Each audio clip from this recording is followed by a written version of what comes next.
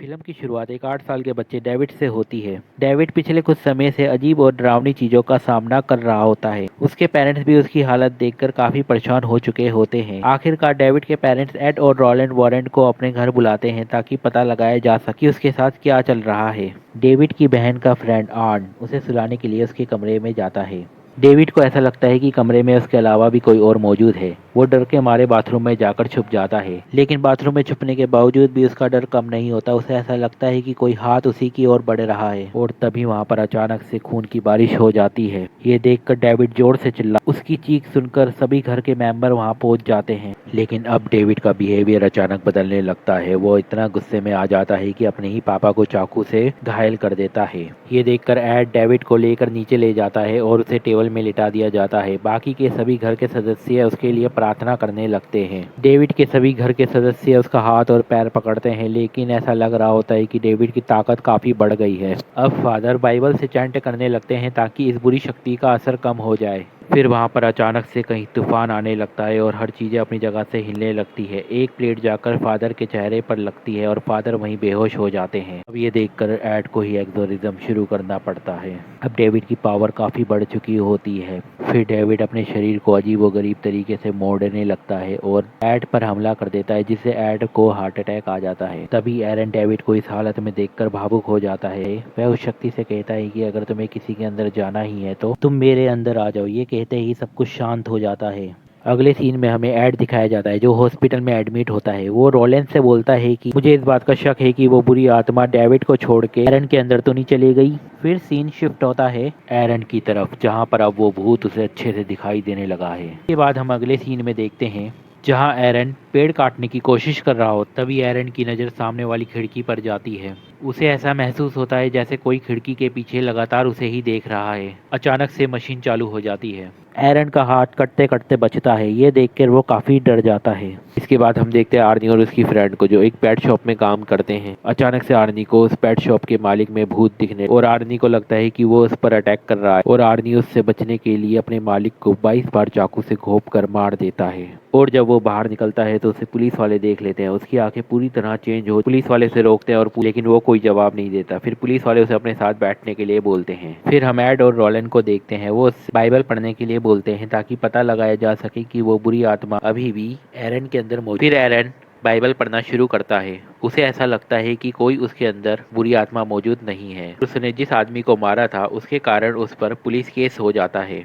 फिर एड और रोलन लॉयर के पास आते हैं और बताते हैं कि उसने इस आदमी को नहीं मारा, उसके अंदर एक शैतानी आत्मा थी जिसने उससे ये काम करवाया। वो वकील बोलती है कि तुम ख्याली दुनिया से बाहर आ जाओ। वो उनकी बातों पर विश्वास नहीं कर रही होती। उसे बोलता है कि अगर तुम्हें मेरी बातों पर विश्वास नहीं है तो तुम मेरे घर आकर खुद देख लो, मैं तुम्हें दिखाऊंगा कि आत्मा होती है या नहीं। अगले सीन में हमें कोर्ट का सीन दिखाया जाता है जहाँ पर वो लेडी भी समझ चुकी होती है कि ये काम किसी डीमन का है और वो जज को भी समझाने की कोशिश करती है कि यह किसी डीमन का काम है, लेकिन जज उसकी किसी भी बात पर विश्वास नहीं करता और वो एरन को उम्र कैद की सजा सुना देता है। एड रोलन कहते हैं कि वो उसे बेगुनाह साबित करके ही रहेंगे। उन्हें पता था कि ये किसी डीमन का काम है। फिर वो दोनों खुद से इन्वेस्टिगेशन करना स्टार्ट कर देते हैं। फिर वो दोनों इस केस का रिकॉर्डिंग सुनने लगते हैं। फिर वो एक ऐसी जगह जाते हैं जहाँ डेविड को पहली बार घोस्ट नजर आया था। वो उस कमरे में जाते हैं जहाँ पर एक बेड रखा हुआ था।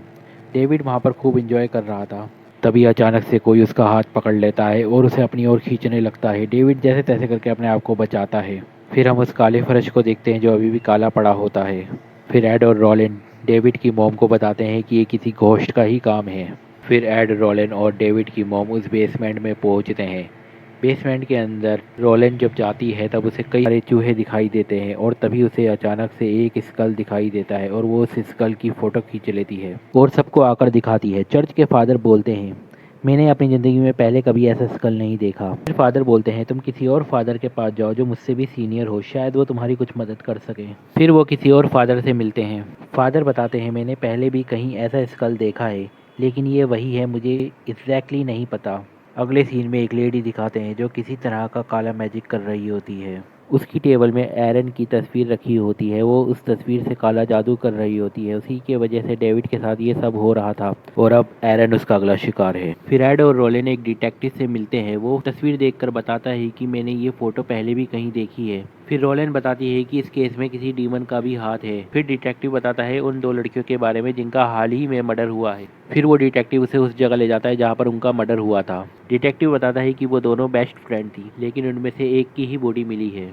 फिर वो तीनों उस जगह जाके सर्च करने लगते हैं जहाँ ये सब हुआ था। फिर हम देखते हैं कि रोलेंस को सब दिखाई देने लगता है कि कैसे वो डीमन जेसिका के बस में आकर अपनी फ्रेंड कैटी को मरवा देता है। इसके बाद रोलेन उस जगह भागती है जहाँ जेसिका वहाँ गई थी। भागते भागते वो एक पहाड़ के कोने तक पहुँच जाती है और वो एड को बताती है जेसिका उस पहाड़ के तालाब के नीचे है। फिर कुछ समय बाद हमें दिखाया जाता है कि पुलिस की टीम ने जेसिका की बॉडी को ढूंढ लिया है। अगले सीन में हम देखते हैं रोलेन एड को बताती है कि जब मैंने डेविड का हाथ पकड़ा था तब मुझे एक झलक दिखाई दी थी। हो सकता है कि वो उसी ब्लैक मैजिक करने वाली लेडी की हो। अगर मैं जेसिका का हाथ टच करूं तो मैं उस ब्लैक मैजिक करने वाली लेडी का पता लगा सकती हूं। इसके बाद वो दोनों उस मुर्दा घर में जाते हैं जहां जेसिका को रखा गया था। वहां जाकर रोलेन जेसिका का हाथ पकड़कर ध्यान लगाने की कोशिश करती है।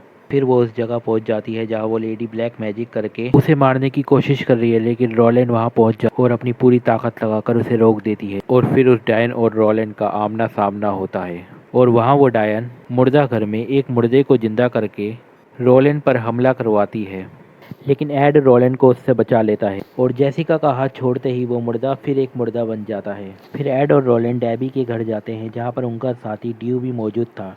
ड्यू उन्हें एक ब्लैक मैजिक की किताब दिखाता है जिसमें लिखा था कि अगर उस डायन की जगह जहाँ वो ब्लैक मैजिक करती है उस जगह को नष्ट कर दिया जाए तो उसका श्राप भी खत्म हो जाएगा। जैसे ही एड उसे पढ़ता है उसे ऐसा भ्रम होता है कि कोई घोस्ट उसे ही देख रहा है और वही पुरानी डेड बॉडी उस पर हमला करने आ रही है।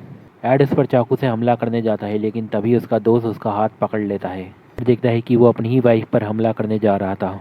एड को जो विजन आ रहे थे वो उसे डीमन ही दिखा रहा था। डीमन नहीं चाहता था कि रोलेन उसके काम के लिए कोई मुश्किल पैदा करे।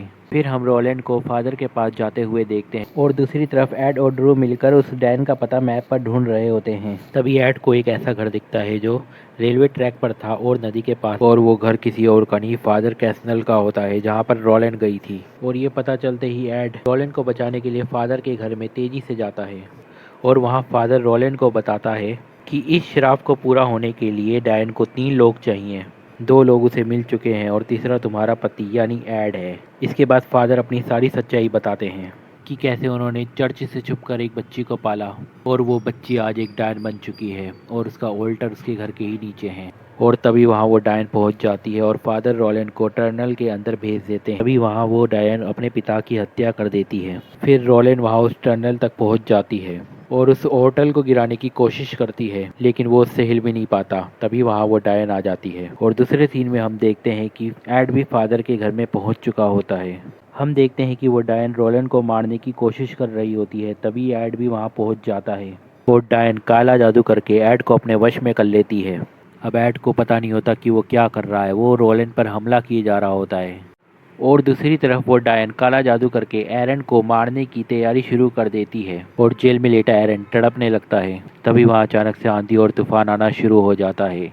एरन आउट ऑफ कंट्रोल होकर अपना गला काटने वाला होता है। तभी डेबी उसे ऐसा करने से रोक रही होती है। अगले सीन में हम देखते हैं कि रोलेन एड को उसके ब्लैक मैजिक से बाहर निकालती है। होश में आकर एड उस डायन का ऑल्टर तोड़ देता है, इससे उस डायन का वो शाप भी टूट जाता है और वहाँ आर्नी भी उस डायन के वश से बाहर आ जाता है।